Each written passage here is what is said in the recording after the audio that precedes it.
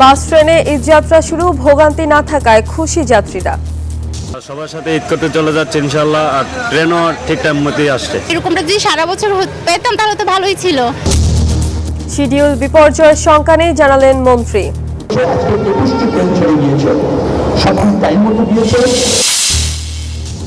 জাতীয় স্মৃতিসৌধ ও জিয়া উদ্যানে স্পিকার, ডেপুটি স্পিকারের শ্রদ্ধা, সব দলকে ঐক্যবদ্ধভাবে কাজ করার আহ্বান। গণতন্ত্রের প্রতি কোনো ধরনের আঘাত যাতে আর না আসে, সেজন্য আমরা সকল রাজনৈতিক দল মিলে ঐক্যবদ্ধ থাকব এবং বাংলাদেশকে উন্নয়নের অবিশ্ব লক্ষ্যে নিয়ে যাব, এটাই আমাদের একান্ত কামনা। বাগেরহাটের রামপালে সড়ক দুর্ঘটনায় নিহতদের বাড়িতে শোকের মাতম, পারিবারিক কবরস্থানে চলছে দাফন। ছুটির দিনে প্রাণবন্ত বইমেলা, শিশু প্রহরে পাপেট শোতে মুগ্ধ কচিকাচার দল, শেষ মুহূর্তে বিক্রি বাড়ার প্রত্যাশা। রাজধানী বাজারে মশলার দর ঊর্ধ্বগতি, ব্রয়লার মুরগির দামে ডাবল সেঞ্চুরি, ক্ষুব্ধ ক্রেতা, নজরদারি বাড়ানোর দাবি।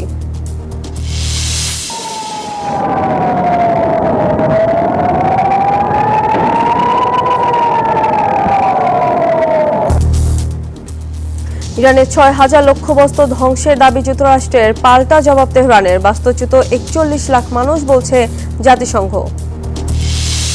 দর্শক, স্বাগত জানাচ্ছি নিউজ 24 সংবাদে, সঙ্গে আছি আমি সামিয়া তোমা। দেখছিলেন বিআরবি কেবলস সংবাদ শিরোনাম। এবার বিস্তারিত। শুরু হয়ে গেছে ঈদযাত্রা।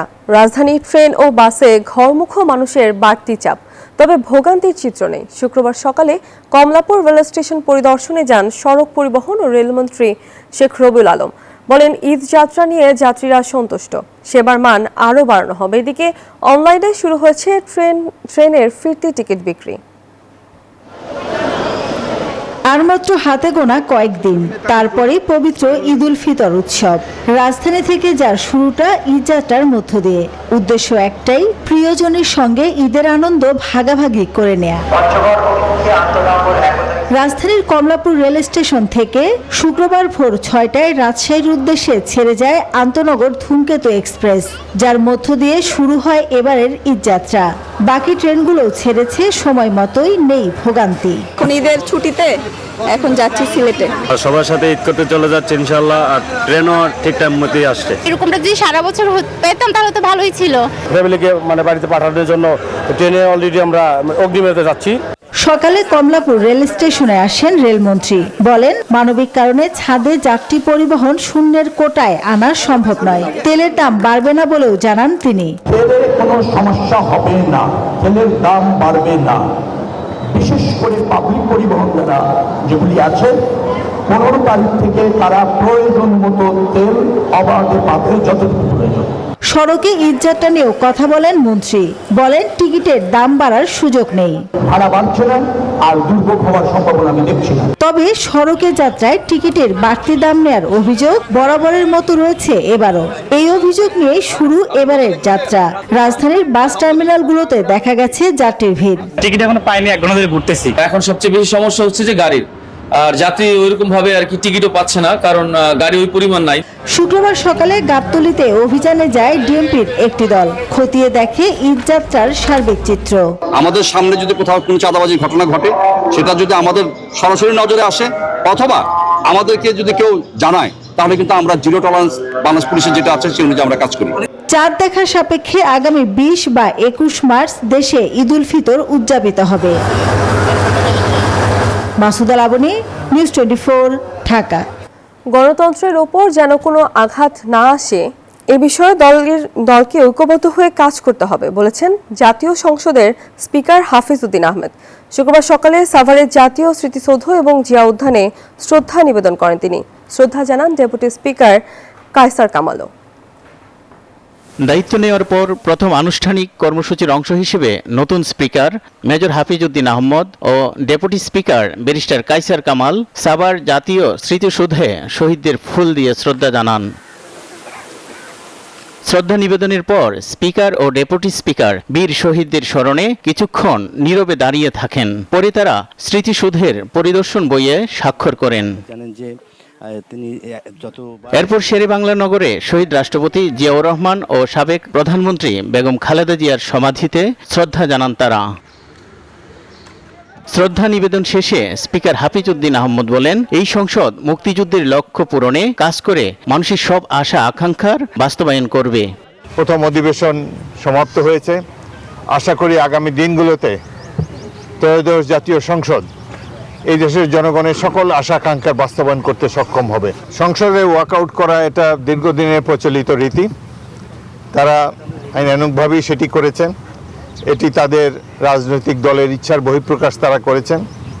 রাষ্ট্রপতি সম্পর্কে তাদের যে মনোভাব সেটি তাদের একান্ত নিজস্ব, আমরা এই ব্যাপারে কোনো কমেন্ট করতে চাই না।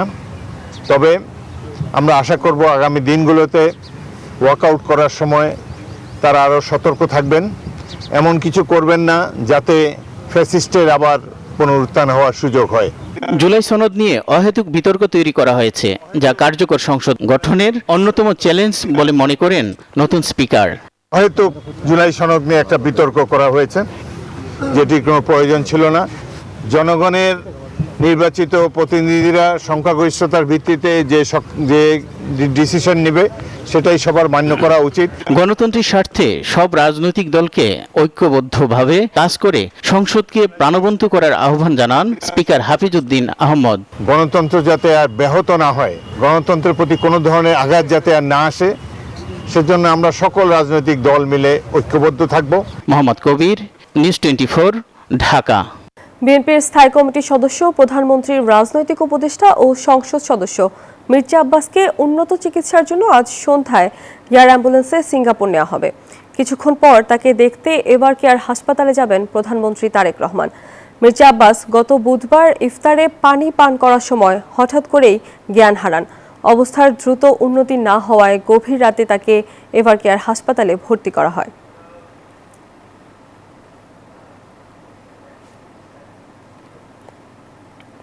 চাঁদা না দিলে করা হয় গুপ্ত হামলা। রাজধানীর শাহবাগ, পীরবাগ এলাকার ঔষধের দোকানগুলো এখন চাঁদাবাজদের নতুন টার্গেট। দোকান প্রতি মাসিক 10,000 টাকা তাদের নির্ধারিত রেট। সম্প্রতি এই সিন্ডিকেটের দৌরাত্ম্য এতটাই যে ক্যামেরার সামনে কথা বলতে ভয় পান ভুক্তভোগীরা। আব্দুল্লাহ আল মাহমুদের তোলা ছবিতে রিশাদ হাসানের রিপোর্ট। রাজধানীর শাহবাগ এলাকা, বাংলাদেশ মেডিকেল বিশ্ববিদ্যালয়, বারডেম সহ আশপাশে বেশ কিছু হাসপাতাল হওয়ায় রোগী সেবার জন্য এখানে গড়ে উঠেছে ওষুধের দোকান। 2024-এর 5 আগস্টের পর হাসপাতালগুলোর আশপাশের ওষুধের দোকানগুলোকে নতুন করে টার্গেট করে চাঁদাবাজ চক্র। তবে ক্যামেরার সামনেও ক্যামেরার বাইরে ভিন্ন বক্তব্য ব্যবসায়ীদের। চাঁদাবাজি বলতে আমরা আসলে এরকম জিনিসগুলো খুব একটা মুখোমুখি হই নাই, আর এখনো না। আমাদের এই জায়গায় শাহবাগ বিপণী বিতানটুকু আমি বলতে পারি, এখানে কোনো চাঁদাবাজির কোনো সুযোগ নাই, এখানে কোনো চাঁদাবাজি হয় না। নীরব চাঁদাবাজি ভাই এমনি বন্ধ করবেন, এরা যদি অন্য কোনো দেশে যাইয়া হাত পাইতে খাওয়া মনে হয় যে ভালো। প্রশ্ন করবেন না কে কে, এই প্রশ্ন ছাড়া আমার প্রশ্ন আপনি কথা বলবেন। ঘটনা বলতে পারি, কিন্তু আমি আপনাকে যে একটা নাম বলবো চাঁদাবাজি করছে ঘটনা, ওই লোককে আয়া করছে, এখন এগুলো তো আমি তো নাম আপনাকে বলতে পারি না। এবছর জানুয়ারি মাসে চাঁদা না দেয় Aziz cooperative and medical equipment মার্কেটের গোডাউনে তালা ঝুলিয়ে দেয় দুর্বৃত্তরা। সবশেষ বাধ্য হয়ে আপোষ করতে হয় ঔষধ ব্যবসায়ীদের। শেষ পর্যন্ত আমরা তাদেরকে 10,000 টাকা দিতে হয়েছে বিভিন্নভাবে আর কি, যে বিভিন্ন উছিলা টুছিলা দইরা প্রোগ্রাম কথা বইলা 10,000 টাকা ওইভাবে দিতে হয়েছে। শুধু তাই নয়, অনুসন্ধানে জানা যায় এই মার্কেটের রসনা বিলাস নামের খাবারের হোটেলটিও অবৈধ। ব্যবসায়ীদের দাবি এই হোটেলের চাঁদার ভাগ পৌঁছায় বড় নেতা অব্দি। দেখবেন বড় বড় নেতারা এখান থেকে চাঁদা নেয়। ইভেন আমি এটা বন্ধ করতে গেছিলাম, আমাকে বিশাল এক বড় নেতার ছবি এনে দেওয়া হয়েছে, যে নিয়ে এত কথা বলেন, এটা টাকা তোমার কাছে যায়। অনুসন্ধানে আরো জানা যায় এই এলাকায় চাঁদাবাজদের তালিকায় শীর্ষ নাম মোহাম্মদ মিথুন ও বায়েজিদ মোল্লা।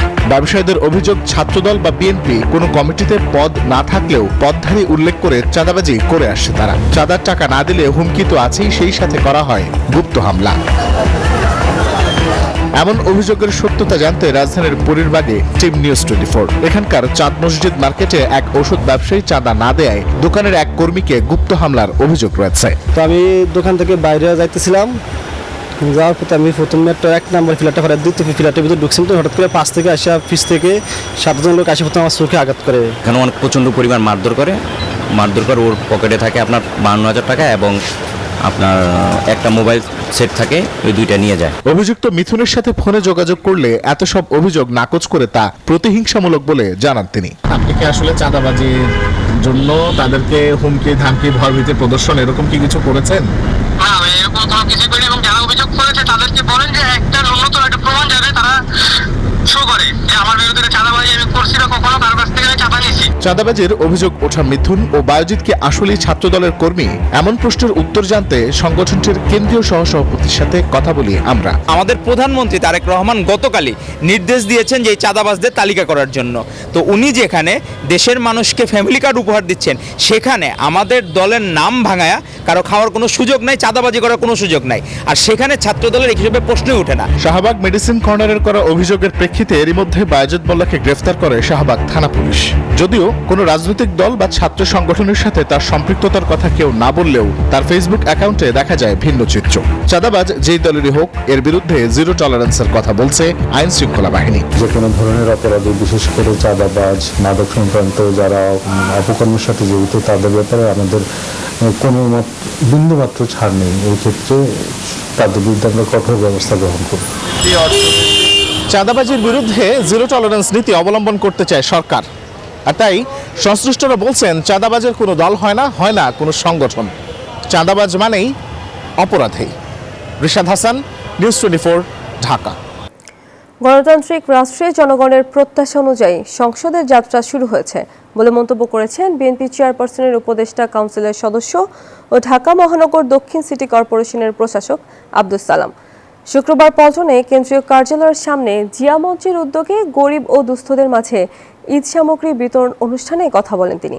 আরও বলেন, প্রধানমন্ত্রী তারেক রহমানের হাত ধরেই দেশ এগিয়ে যাবে।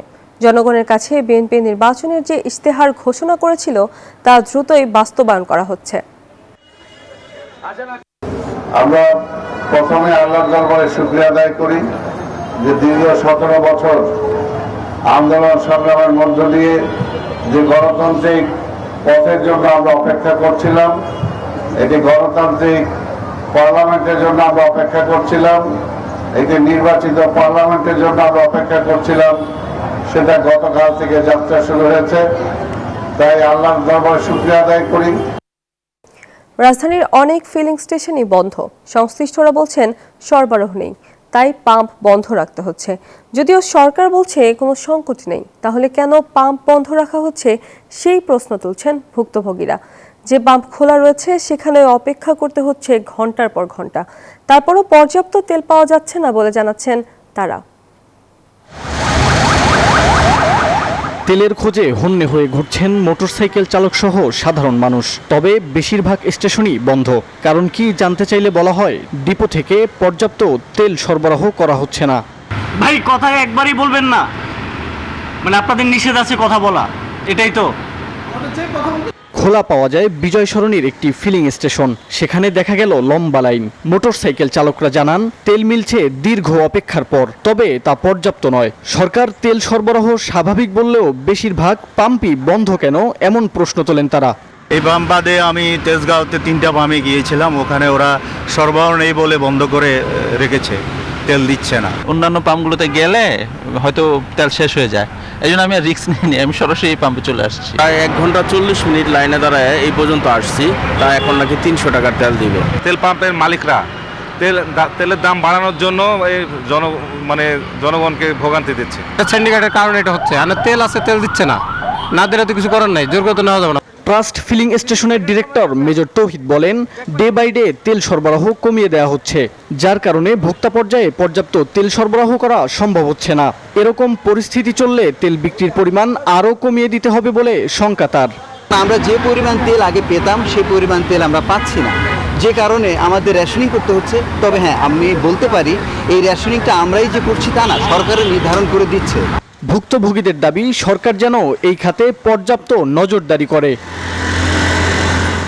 মাহমুদুল হাসান ইমন, নিউজ 24, ঢাকা। হযরত শাহজালাল আন্তর্জাতিক বিমানবন্দরের 3য় টার্মিনাল চালু নিয়ে জাপানের প্রতিনিধিদের সঙ্গে বৈঠক করেছে বাংলাদেশ সরকার। বৈঠকে উভয় পক্ষের মধ্যে বিষয়টি নিয়ে ইতিবাচক আলোচনা হয়েছে এবং দ্রুত সমাধানের আশাবাদ ব্যক্ত করেছেন প্রধানমন্ত্রীর পররাষ্ট্র বিষয়ক উপদেষ্টা হুমায়ুন কবির ও বেসামরিক বিমান পরিবহন ও পর্যটন মন্ত্রী আফরোজা খানম রীতা। খুবই চাচ্ছি যাতে সুন্দরভাবে আমরা এটা চালু করতে পারি, আর আমাদের মাননীয় প্রধানমন্ত্রী উনি আমাদের যেভাবে দিক নির্দেশনা দিবেন আমরা সেইভাবেই এটা চালু করার ব্যবস্থা করব। প্রপোজাল দিয়েছে, যে প্রপোজাল নিয়ে আমরা কথা বলেছি রিথিঙ্ক করার জন্য, যেটা ভায়াবল হবে বাংলাদেশের জন্য, সেটা করার জন্য তাদেরকে আমরা অনুরোধ করেছি এবং তারা শিগগিরই আমাদের সেই রিভাইজ প্রপোজালটা দিবে।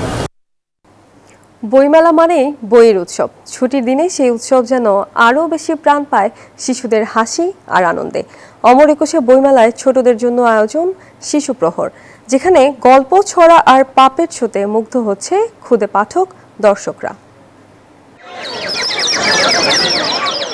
বইয়ের শহর যেন হঠাৎই রঙিন হয়ে উঠেছে ছোট ছোট মুখের হাসিতে। ছুটির দিনে তাই বইমেলায় ভিড় যেন একটু বেশি।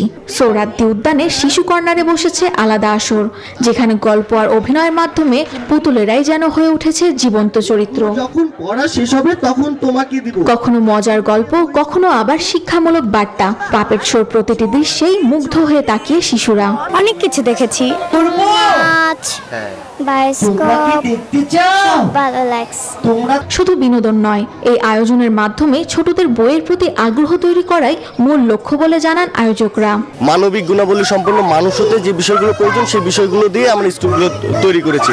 আমরা শিশুদেরকে বলতেছি বই পড়ার জন্য মোবাইল গেম না খেলতে এবং মাঠে খেলাধুলা করতে। অনেক অভিভাবকই বলছেন প্রযুক্তির ভিড়ে শিশুদের বইয়ের কাছে টানতে এমন আয়োজন খুবই প্রয়োজন। বাচ্চাদের জন্য অবশ্যই এটা উপভোগ্য এবং সব বাচ্চারাই লাইক করে দেখলাম। বাচ্চাদের বইগুলা আরেকটু আকর্ষণীয় করে উপস্থাপন করতে ভালো হতো। ছোট হাতের বই ধরা আর পুতুলের গল্পে মুগ্ধ হয়ে থাকা, এমন দৃশ্যই যেন প্রাণ ফিরে পায় বইমেলার শিশু প্রহরে। আনন্দ আর গল্পের এই রঙিন আয়োজনে ছুটির দিনে অমর একুশে বইমেলা হয়ে ওঠে শিশুদেরও আপন এক উৎসব। সামিয়া মাহতাব রোজা, নিউজ 24, ঢাকা। রাজধানীর বাজারে কিছুটা কমেছে সবজির দাম, তবে ঈদ সামনে রেখে বেড়েছে সব ধরনের মশলার দাম। বিক্রেতারা বলছেন চাহিদার তুলনায় মশলার সরবরাহ কম থাকায় দর ঊর্ধ্বমুখী। একই সাথে অস্থির আমিষের বাজারও। 2 সপ্তাহ ধরে ব্রয়লার মুরগির দামে ডাবল সেঞ্চুরি। ডিমের দাম ডজনে বেড়েছে 10 টাকা। হঠাৎ করে এসব পণ্যের দর বৃদ্ধিতে ক্ষুব্ধ ভোক্তারা।